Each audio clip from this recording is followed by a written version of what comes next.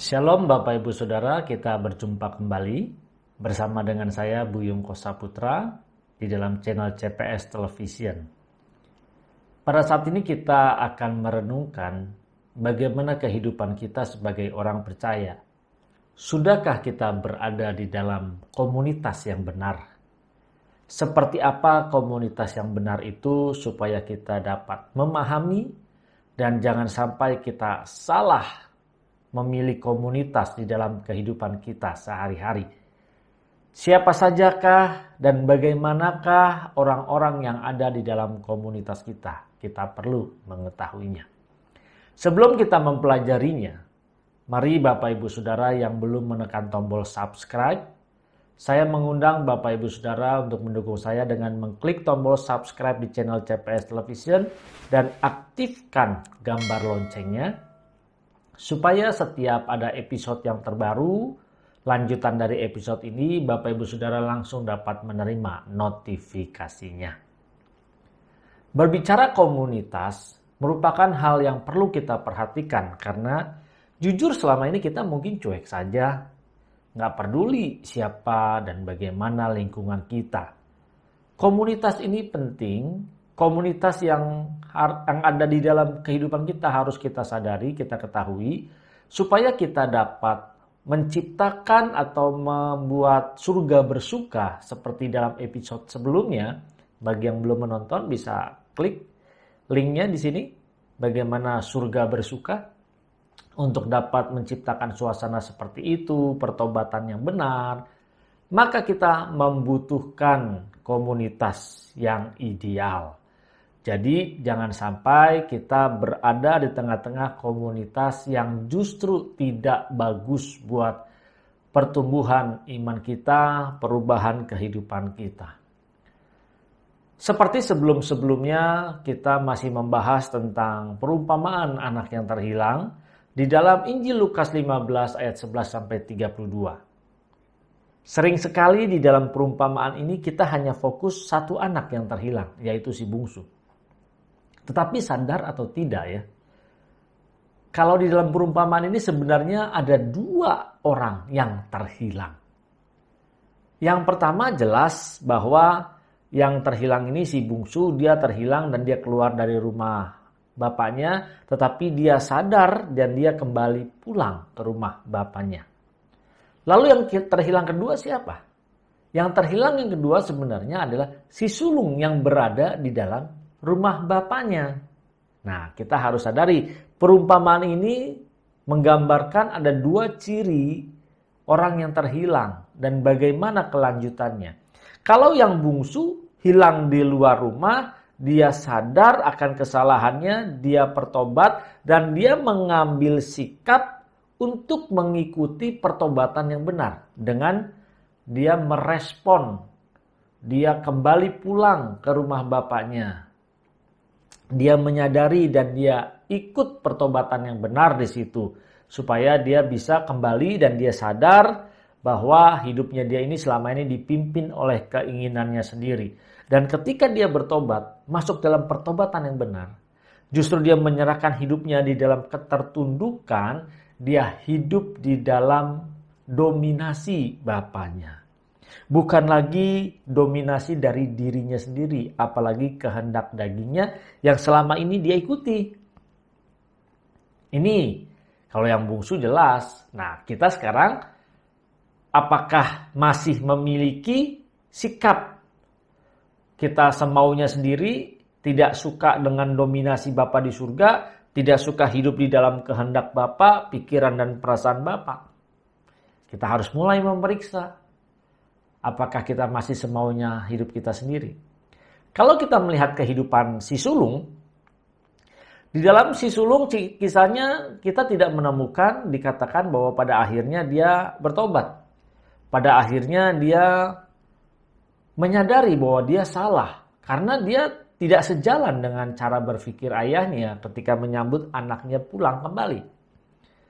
Dia tidak sejalan dan tidak selaras dengan apa yang bapaknya pikirkan atau bapaknya rasakan.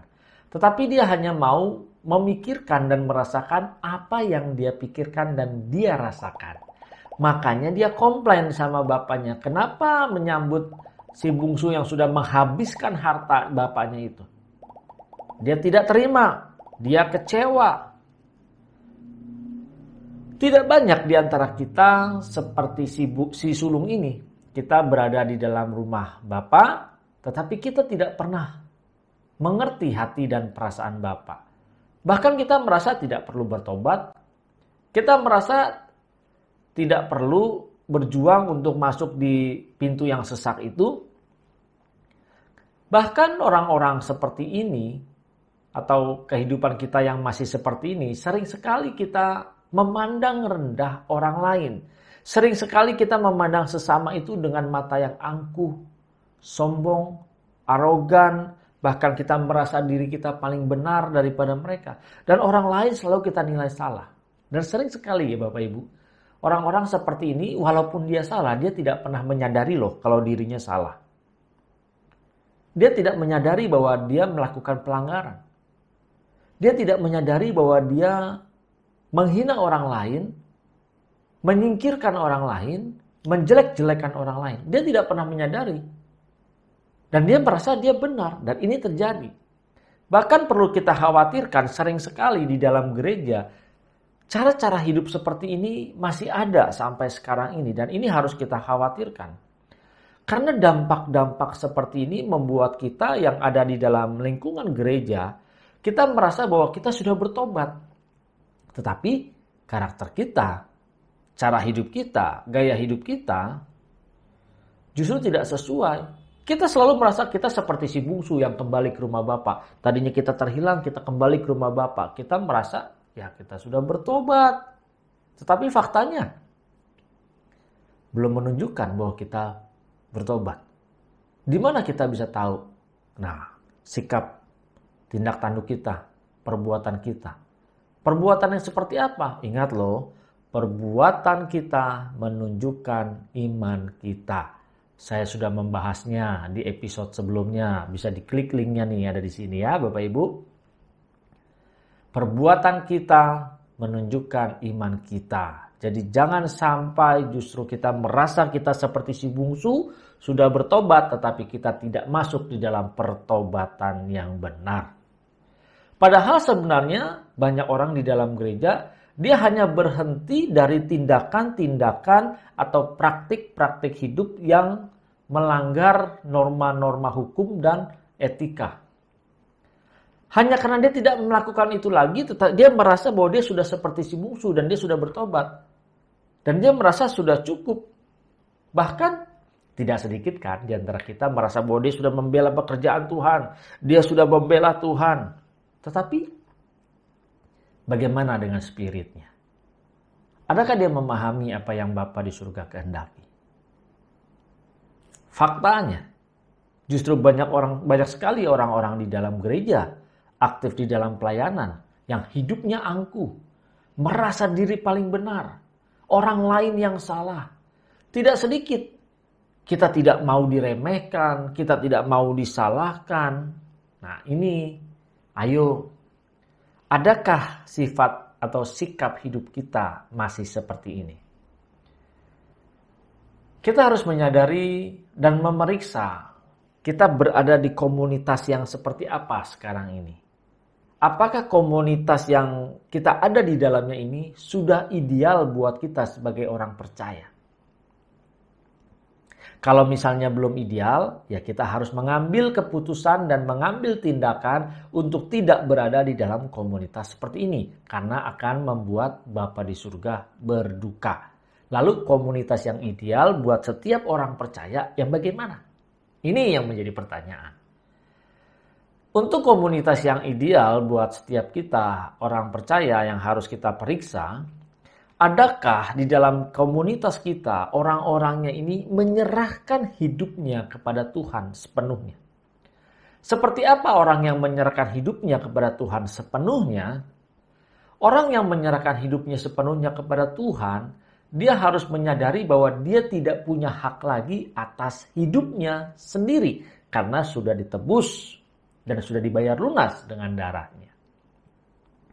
Orang yang meyakini bahwa dia sudah menyerahkan hidupnya kepada Tuhan, dia tidak sembarangan di dalam kehidupan ini. Di dalam dia bergaul, di dalam menggunakan pikirannya, menggunakan matanya, di dalam berkata-kata, atau di dalam setiap tindakannya, dia tidak lagi berhak atas hidupnya karena dia menyerahkannya kepada Tuhan. Ayo, adakah komunitas kita seperti ini? Karena kita harus berada di dalam komunitas yang membangkitkan bagaimana kita bisa berubah menjadi serupa dengan Yesus Kristus Tuhan. Adakah orang-orang di sekitar kita yang memiliki karakter seperti Yesus Kristus Tuhan? Kalau kita mau berubah menjadi serupa dengan Yesus Kristus Tuhan, maka orang-orang yang ada di sekitar kita pun harus memiliki karakter yang terus berjuang berubah menjadi serupa dengan Yesus Kristus Tuhan. Ingat loh, ada firman Tuhannya kan yang berkata, pergaulan yang buruk akan merusak kebiasaan yang baik. Jadi jangan sampai kita salah bergaul. Dan orang-orang yang ada di sekitar kita, kalau kita mau masuk dalam komunitas yang ideal bagi setiap anak-anak Tuhan, kita harus sadari bahwa orang-orang yang ada di sekitar kita itu sudah tidak lagi memiliki kesenangan dunia. Dia tanggalkan semuanya. Dia tinggalkan. Yang dia pikirkan bagaimana kerajaan surga. Yang dia pikirkan bagaimana hal-hal yang membawa dia untuk dapat masuk di dalam kerajaan surga. Kalau orang-orang yang masih memikirkan mengejar kehormatan, tidak mau namanya jelek, tidak mau difitnah, yang hanya mengatakan, ini loh saya punya uang, saya benar, saya bisa loh membersihkan nama saya sendiri. Hati-hati. Berarti fokus hidup kita masih kepada kesenangan dunia ini. Karena kesenangan dunia ini sering sekali merongrong jiwa kita, daging kita, untuk kita terus mengejarnya. Jadi kita harus berjuang bagaimana sekarang komunitas kita juga untuk terus memuliakan atau memikirkan hati dan perasaan Bapa di surga. Memikirkan tentang kerajaan surga. Menyembahkan hidupnya hanya untuk Tuhan di dalam kehidupan ini. Bahkan komunitas yang kita hidupi seharusnya, mereka orang-orang yang ada di sekitar kita, dia harus memiliki rasa haus dan lapar akan kebenaran.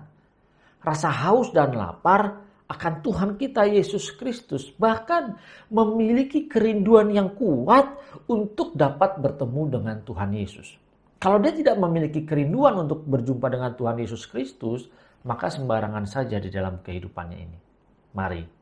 Ayo kita periksa adakah lingkungan kita, komunitas kita sudah yang ideal bagaimana membawa kita di dalam proses perubahan. Jangan justru kita malah menjadi atau menyeret orang-orang yang ada di lingkungan kita untuk tidak benar. Karena kita sembarangan. Lihat berapa banyak orang berkumpul-kumpul menunjukkan arogansinya, menunjukkan kesombongannya, menunjukkan dirinya paling hebat, paling kuat, paling berkuasa, paling benar. Nah, kita jangan lakukan seperti itu Bapak Ibu Saudara. Karena tadi kan kita sudah menyerahkan hidup kita kepada Tuhan Yesus Kristus. Dialah yang berhak. Kita belajarlah menjadi hamba yang setia di dalam kehidupan ini. Jangan berpikir bahwa ketika kita ada di dalam gereja, maka komunitas yang ada di dalam gereja sudah pasti ideal. Belum tentu Bapak Ibu Saudara. Karena sampai detik ini pun masih banyak komunitas-komunitas di dalam gereja hanya sebatas komunitas beragama saja.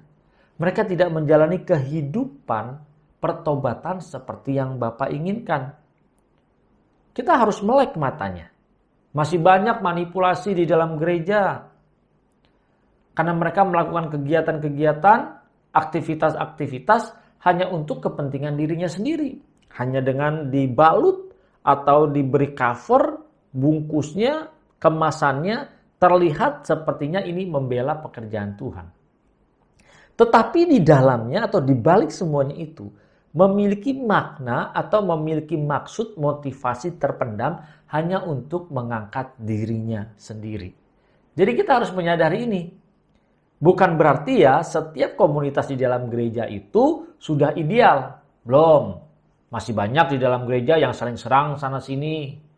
Saling sikut menyikut. Saling menyingkirkan, saling meremehkan, memandang rendah, tidak peduli, dan masih banyak. Mari, kita harus menyadari Bapak Ibu, kita harus terus mengarahkan hidup kita agar kita dapat masuk langit baru dan bumi yang baru. Dan hidup kita penuh dengan resiko. Kalau kita tidak waspada, kita tidak berjaga-jaga, sekeliling kita bisa membawa dampak yang berbahaya bagi kita. Mari, kita harus sadari hidup kita penuh dengan resiko. Seperti apa sih itu hidup yang beresiko? Nantikan di episode selanjutnya Bapak Ibu Saudara.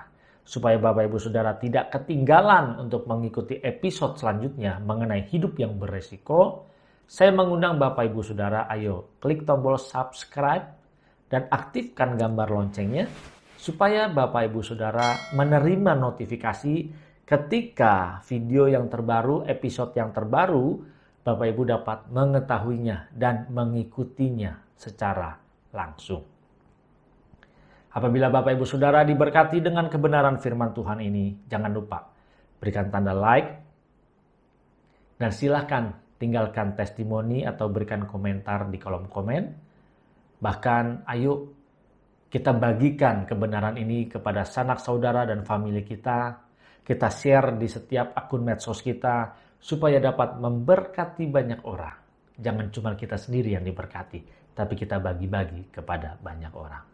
Mari Bapak Ibu Saudara, kita nantikan dan kita akan berjumpa kembali di episode selanjutnya.